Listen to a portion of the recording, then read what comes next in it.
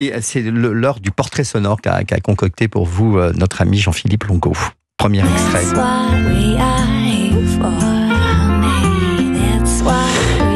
Évidemment, c'est un extrait de votre premier EP, Émilie. C'est aussi votre première collaboration ensemble, puisque vous coécrivez 3 titres à cette occasion.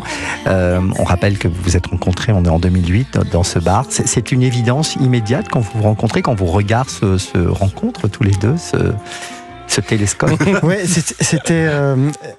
En fait, il y a eu d'abord un coup de foudre artistique, et c'est vrai qu'on s'est rencontrés un soir dans un bar du 18e à Paris, voilà. Et le lendemain matin, on s'est revus chez moi et on a écrit notre première chanson, qui s'est retrouvée d'ailleurs dans ce disque-là, voilà. Qui va devenir d'ailleurs la chanson d'une pub pour voiture. Ouais, cette chanson-là, ouais. Oui, Volvo, c'était fort. Et donc pendant 1 an, on s'est vus tous les jours, on a fait de la musique tout le temps, des chansons, ouais, franchement voilà. Et puis après, on veut pas savoir ce qui s'est passé. Les chansons, c'est ça qui était fou, c'est qu'on vivait ensemble nuit et jour, mais on n'était pas ensemble, on faisait de la musique. Ah, combien de temps ça a duré? Ça a duré 1 an à peu près, et puis après, mais pourquoi, pardon de vous poser cette question, mais pourquoi? Mais c'est pas mal aussi, c'est pas mal, on a pris le temps de se connaître. Tout le monde devrait faire ça, 1 an d'abstinence avant. 1 an à faire de la musique, voilà, et ensuite on voit. Je sais pas si j'aurais pu attendre, Luana, on n'aurait pas pu attendre 1 an tous les deux. Moi, tant qu'italienne, non, mais bon, on a le sang chaud. Mais... On avait chacun des vies amoureuses à côté aussi. Ça c'est vrai. Vous voyez que ma question n'est pas juste... Mais vos questions sont extrêmement pertinentes. Comment m'intéresse ce que vous voulez que je vous dise? Allez, 2e extrait.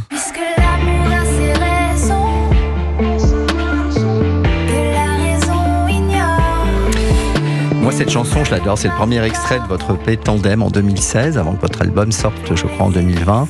On retrouve de nombreux featuring, dont ce titre avec Ibrahim Malouf. Comment vous l'avez rencontré, Ibrahim? C'est vous qui appelez? Comment se passe d'ailleurs cette collaboration? Parce que on a plein de collaborations dans ce. D'ailleurs, des collaborations intéressantes, parce que plein de gens qui ont fait l'Eurovision avant ou après se sont retrouvés dans votre album.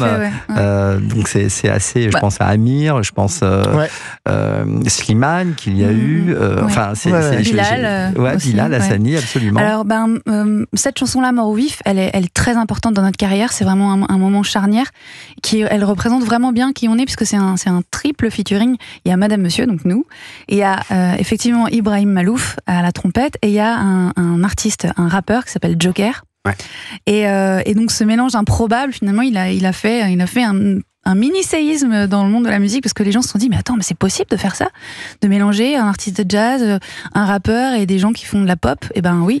Et on nous en parle encore de ce morceau. Et pour Ibrahim, en fait, c'est très simple. On regardait Taratata, on rentrait de studio, on avait composé cette chanson, on rentre de studio, on regarde Taratata, on voit Ibrahim Malouf.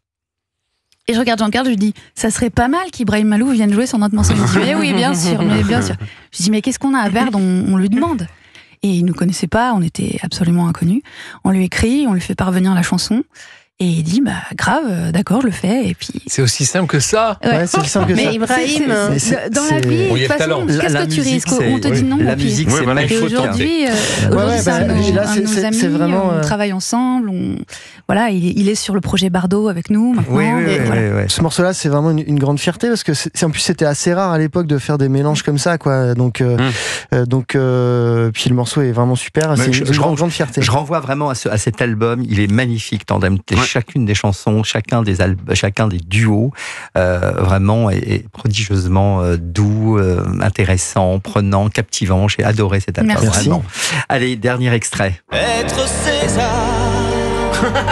celui de Rosalie ou celui de Pagnol. Alors évidemment, vous n'avez pas écrit de chanson pour Didier Barbelivien, qui d'ailleurs s'occupe Il se débrouille très bien.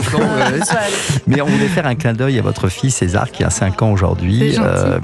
Vous le disiez tout à l'heure, il est déjà très attiré par la musique? Mais c'est parce qu'il y a cette chanson qu'on l'a appelée comme ça. Non, je peux. Oui, alors il s'intéresse à lui. Il chante beaucoup, en fait. il chante beaucoup, il a plutôt une bonne oreille et il s'intéresse à plein de trucs. Moi, je suis assez épaté. À cet âge-là, c'est incroyable. Ils ont une capacité à apprendre. C'est fou. Je pense que tous les parents sont auteurs, compositeurs et musiciens. Ils chantent ensemble. À l'école, un jour, il y a la TSEM qui a mis merci aux enfants et puis César a dit c'est mon papa et ma maman. C'est beau. Et le lendemain, elle a mis Beyoncé et là, il y a tous les gamins qui ont dit c'est mon papa, c'est ma maman, c'est ma maman. Bien sûr, évidemment. Oui, mais pour lui, c'est normal. Il vient nous voir en concert.